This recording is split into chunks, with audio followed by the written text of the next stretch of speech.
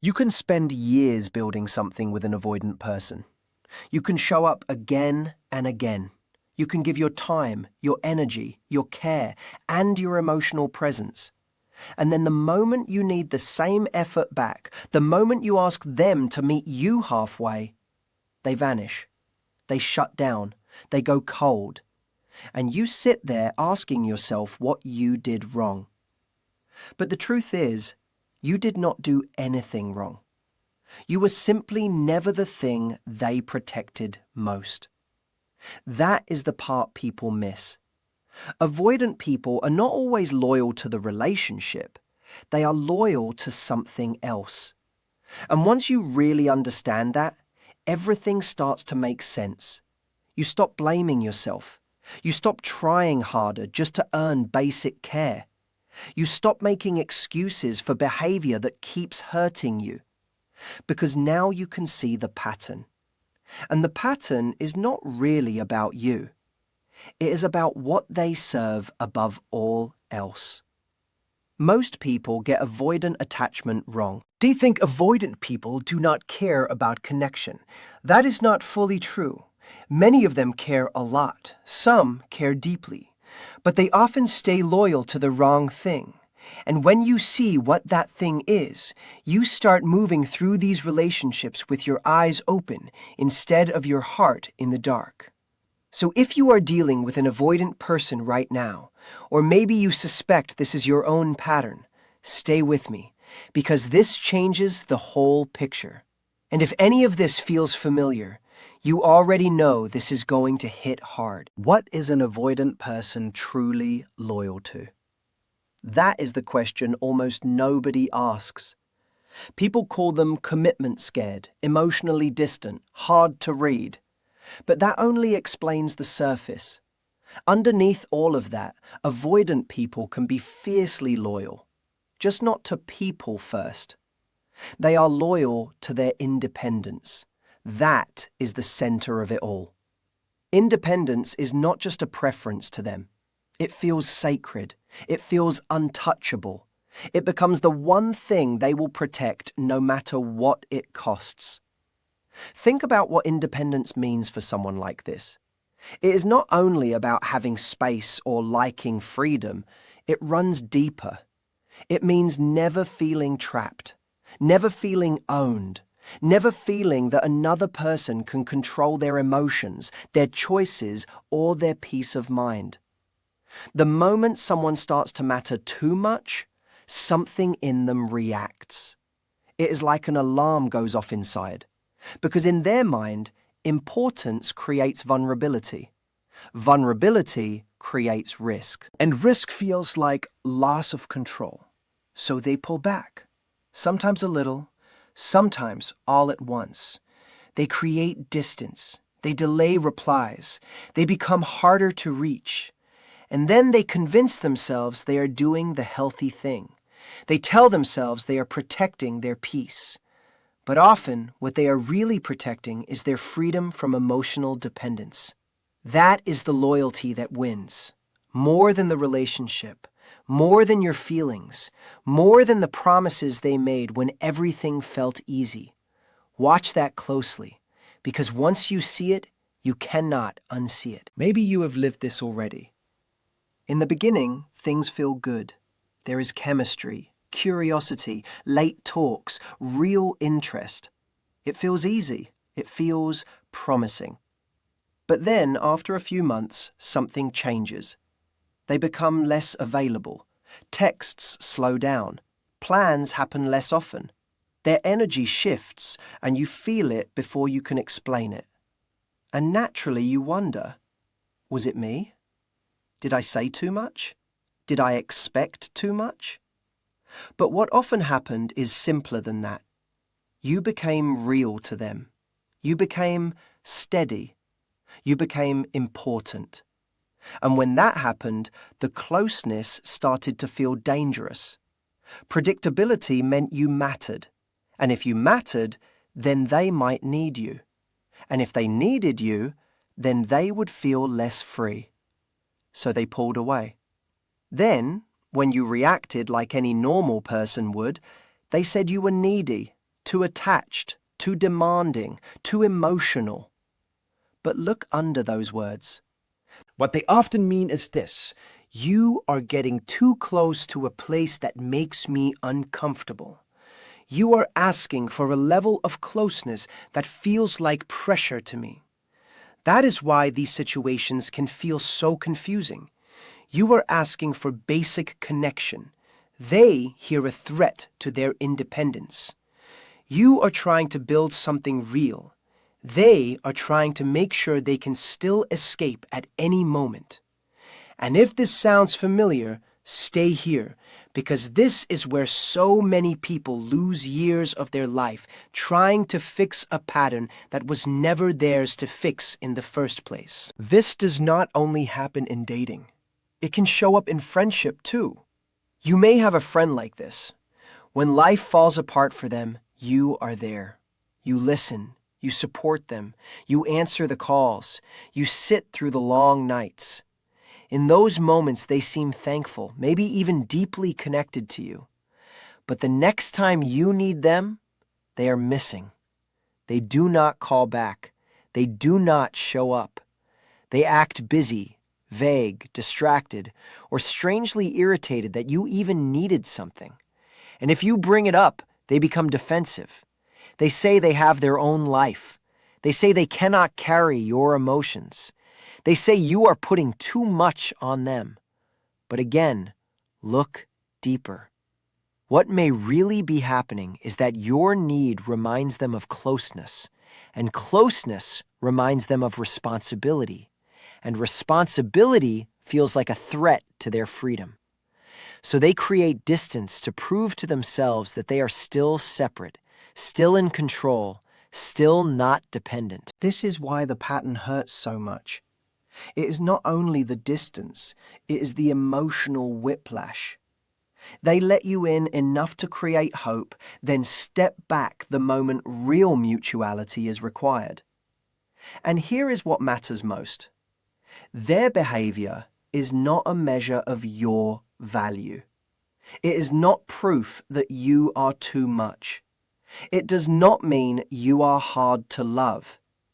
It means they are fighting a private war between wanting connection and fearing what connection demands. Once you understand that, your whole perspective begins to change. Pain is still pain, but confusion starts to lift, and that clarity is powerful. What makes avoidant attachment so exhausting is not that avoidant people are evil or heartless. Many are thoughtful, many are smart, many are generous in certain ways. Some are even very warm when there is enough distance in place. But there is often a deep fear inside them around losing control. And that fear can grow bigger than their ability to love in a steady way. So you end up stuck in a cycle. You get closer, they back away. You try harder, they back away more. You give space, they return for a while. Things feel hopeful again. Then the same pattern starts over. It becomes a loop. And the hardest part is what it does to your mind. You keep checking yourself. Should I say less? Should I ask for less? Should I be softer? Should I wait longer? Should I give more space? Should I stop caring so much? But none of those moves solve the real issue. Because the real issue is not usually your communication style, your timing, or your effort. The issue is that they are loyal to something that may never fully include you. There are different levels to this, of course. Some people are only mildly avoidant. They need a little more room than average, but they can still show up, still compromise, still care in consistent ways. Others are much deeper in it, and with them, independence comes first almost every time. So the real question becomes, can you live like that?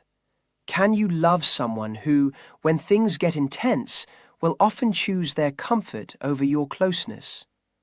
That is not a small question. That answer can shape years of your life. Some people can live with it. Maybe they are avoidant too. Maybe they also need a lot of distance. Maybe they are not looking for deep emotional availability, and that arrangement works for them. But most people need more than that. Most people want to feel chosen. They want to feel important. They want to feel that if something matters to them, it matters to their partner too. They want care that is not always uncertain. And that is where the pain enters in a serious way. Because now you are trying to build closeness with someone who fears closeness. You are trying to create safety with someone who feels less safe the more real things become. You are trying to build something lasting with someone whose nervous system is always scanning for the nearest exit. So what do? First, you stop making it personal. That is huge. Their withdrawal is not proof that you are lacking. It is not proof that you are too needy. It is not proof that if you were more attractive, more patient, more healed, or more understanding, they would finally stay. Their pattern existed before you. It was formed long before you arrived. Second, you need boundaries. Real ones, not soft suggestions. You have to be clear about what you need. Consistent communication, emotional honesty, reliability, a sense of where you stand. And if they cannot offer that, you need the strength to step back. Because if they learn that they can give almost nothing and still keep full access to you, that is exactly what the pattern will continue to produce. Crumbs. Just enough to keep you holding on. Not enough to let you feel secure. You also have to ask yourself whether this is actually sustainable. Not whether it is romantic, not whether the chemistry is strong, not whether there are amazing moments when they come close again. Sustainable. Can your heart live inside this pattern for the long term? Or are you secretly waiting for them to transform into someone else? That is the question many people avoid because the answer hurts. The hard truth is that avoidant patterns do not usually disappear overnight. People can grow. People can become more self-aware. Therapy can help. Reflection can help. A real desire to change can help. But the deep instinct to protect freedom at all costs often stays strong unless they do serious inner work over time. So you have to stop dating the future version of them and start looking at the reality of who they are now. Are you willing to accept the inconsistency?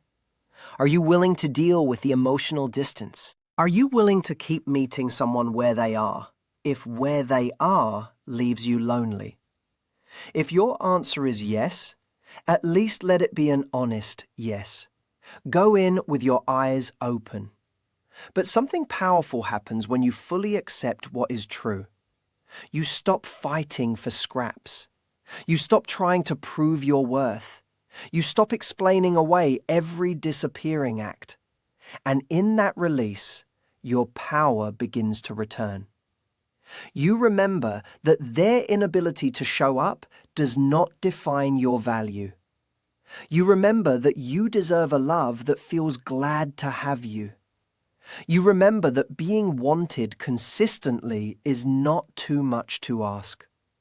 And that is often the moment the whole dynamic starts to shift. Once you let go for real, one of two things often happens. Either they feel the distance and begin to panic because now they may actually lose you, which can sometimes push them to face their own behavior, or you keep walking and eventually find someone who can actually meet you with steadiness. But notice this. In both cases, the turning point is the same. You stop chasing. You stop overgiving. You stop acting like their potential matters more than your peace. That matters a lot, especially if you are anxiously attached. Because this pairing is common. One person wants reassurance, consistency, and closeness. The other person feels crowded by the very same things. Then the dance begins. The anxious person keeps trying to fix it. They study communication, they give space, they come back softer, they explain themselves better, they try not to trigger, they try not to ask for too much. Meanwhile, the avoidant person often acts like the anxious one is the problem. Too emotional, too demanding, too sensitive. But look closely. Most of the time, the anxious person is asking for basic relationship needs: stability, reliability, to feel valued. Those are not extreme needs. They are normal. Yet, to an avoidant nervous system, those needs can feel like pressure. So the avoidant partner pulls away more, which makes the anxious partner try harder, which then creates more distance, and the cycle can last for years.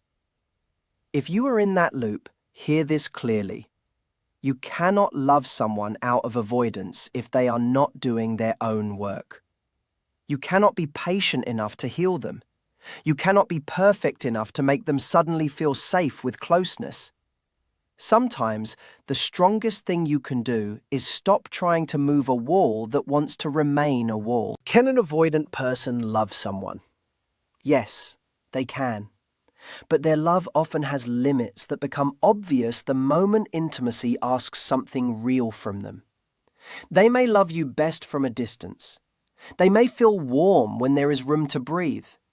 They may be affectionate when there is no pressure, no hard conversation, no emotional demand, no clear expectation of deeper vulnerability. But when love begins to require presence, sacrifice, flexibility, or true emotional exposure, that is when the struggle shows up. It is almost like they have an internal thermostat for closeness. Everything feels fine until the emotional temperature goes above a level they can handle. Then the system reacts. They cool down. They go quiet. They pull away. And often they do this so automatically that even they do not fully understand it. It is a defense pattern, a survival move. Their love may be real, but it may only function inside the limits of their comfort. And those limits are shaped by how much independence they need in order to feel safe. Once you understand that, you stop arguing with reality. You can look at what they are actually capable of and decide if that is enough for you. Because that is the real issue. Not whether they love you in some hidden way. Not whether you can feel their potential. But whether the kind of love they can give is enough for the life you want to live. And for many people, it is not. Many people want to go all in. They want someone who is all in too. They want warmth without constant withdrawal. They want closeness without having to fear every moment of it. If you are the avoidant person listening to this, maybe some of this hits close to home. Maybe you hear yourself in it and feel exposed. If so, the good news is that awareness is the first real step. But you also need to understand something important. Your loyalty to independence may feel like self-protection, but it can quietly become self-sabotage. It may feel like you are keeping yourself safe by never needing anyone too much. But what you may actually be doing is keeping yourself away from one of the deepest human needs there is: real intimacy. That does not mean you should become clingy or lose yourself in another person. That is not the answer. The answer is learning to notice when your need for space is healthy and when it is simply fear wearing the mask of freedom. Start paying attention to the moment you feel the urge to pull back. Ask yourself, am I protecting something real right now? Or am I running from the discomfort of closeness? Sometimes space is valid. Sometimes you do need room. Sometimes self-protection is wise. But sometimes what feels like protection is really avoidance of vulnerability, and that difference matters. Ask yourself the harder questions. What am I actually afraid of? Being controlled? Losing myself?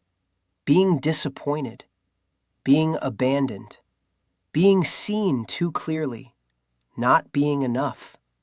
Under many avoidant patterns sits an old fear that never got healed. And if that fear stays untouched, the pattern keeps repeating. You keep pushing away people who care. You keep telling yourself freedom matters more than connection. You keep building a life that may look full from the outside, but feels strangely empty inside. Because many avoidant people are lonely in ways they rarely admit, they built strong walls, but now they live behind them. At the center of that wall, there is often someone who wanted love very badly and learned to fear it just as strongly. Someone who decided early on that needing people was dangerous. So now they keep people close enough to avoid feeling completely alone, but not close enough to truly change them. Then they wonder why relationships never feel settled. They say people ask for too much. They say others are too emotional. They say no one understands them. But underneath all of that, the real issue may be simple and painful. They do not know how to let someone in without feeling like they are losing themselves. If that is you, then real work matters. Therapy matters. Honest reflection matters. Slowing down your automatic reactions matters. Learn what your fear is made of. Learn what your body thinks is happening when closeness increases. Learn how to stay a little longer in moments that make you want to run. Because the story that dependence always leads to danger may not be true anymore, even if your nervous system still acts like it is. Now, if you are in a relationship with someone avoidant, here are the practical parts people need to hear. Stop chasing. I mean, really stop. Every time they pull away and you run after them, the cycle gets stronger. You teach your own body to live in panic, and you teach them that distance will be handled for them by your effort. Sit with the discomfort instead. Let silence be silence sometimes. Second, say what you need clearly. Do not hint. Do not hope they read your mind. Say it plain. I need consistency. I need honesty. I need to feel important. Then watch what they do, not what they promise. Their actions will tell you what they are capable of. Third, set a quiet timeline in your own mind. If nothing changes by this point, I leave. This matters because hope without boundaries can steal years. Without a line in the sand, you can remain in almost any painful pattern by telling yourself change is just around the corner. Fourth, work on yourself. If you keep feeling drawn to unavailable people, that is worth exploring. Your healing matters too. Your self-esteem matters. Your reasons for staying matter. And fifth, grieve the truth of the relationship, not the fantasy of what it could become. Grieve what they are actually able to give. Stop trying to make potential feel like reality. Because sometimes the deepest heartbreak is not losing the person. It is losing the dream of who you thought they could become. Now there is another important point here. Sometimes people confuse avoidance with simple lack of interest. They are not always the same. Someone avoidant may pull away, then come back, then pull away again. There is often a pattern of closeness and retreat. They may have bursts of vulnerability, random late-night texts, deep moments that feel very real. Then suddenly, they disappear again. Someone who is simply not interested usually fades more steadily. Less heat, less return, less cycle. Also, look at their history.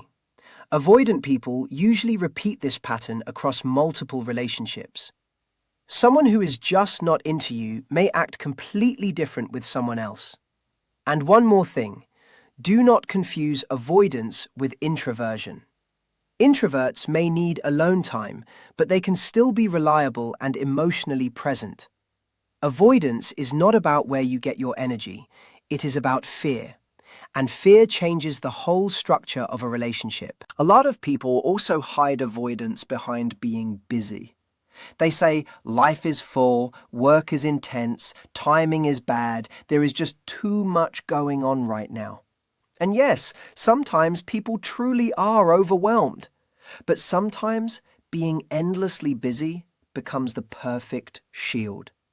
A full schedule can protect someone from the vulnerability of real closeness. If every emotional request can be answered with, "I have a lot on my plate," they never have to admit they are uncomfortable with intimacy itself. The same thing often shows up on social media. Some avoidant people can look very connected online, posting, sharing, building an audience, talking to strangers with ease. But in their real relationships, they remain emotionally unavailable. That is not random. Online connection often gives them a version of closeness without the same risk. They can stay seen without feeling deeply known. They can control the image. They can edit the exposure. And if someone is open, warm, and engaged with the world online, but guarded, distant, or hidden with you, pay attention. That can tell you a lot. In the long run, staying in a relationship like this can wear you down if you need consistency and emotional presence. It can slowly make you question yourself. You may start believing there is something wrong with your needs. You may feel rejected again and again until your self-worth starts bending under the pressure. Anxiety can grow. Sadness can grow. You can become obsessed with decoding every small shift in their tone. That is why this is not a small issue. Your mental health matters. Your peace matters. And sometimes the most loving thing you can do is stop measuring your worth by the availability of someone who does not know how to stay. And when you finally choose yourself, yes, it hurts at first. Of course it does. You miss the good moments. You remember the chemistry. You replay the tenderness. You forget the confusion for a while and feel the loss more than the pattern. You may want to reach out. You may wonder if you gave up too soon. That part is normal. But if you keep going, another feeling starts to arrive. Relief. You realize how much energy you spent trying to earn what should have been freely given. You realize how exhausting it was to love under conditions that kept changing. You begin to feel lighter, more clear, more like yourself again. And then, over time, something beautiful happens. You become available for different kinds of people. People who do not make you fight for basic care. People who are glad to choose you. People whose presence does not feel like a puzzle you have to solve. So if you are in this kind of relationship right now, remember this. You deserve consistency. You deserve to feel important. You deserve a love that does not punish you for needing closeness. You deserve honesty, reliability, warmth, and peace. If your partner cannot give you those things, that is not a verdict on your worth. It is information. Use that information. Set your boundaries, speak your needs, work on your healing, and if nothing changes, give yourself full permission to walk away. Because protecting your happiness is not selfish. Protecting your mental health is not dramatic. Protecting your self-respect is not too much. It is necessary.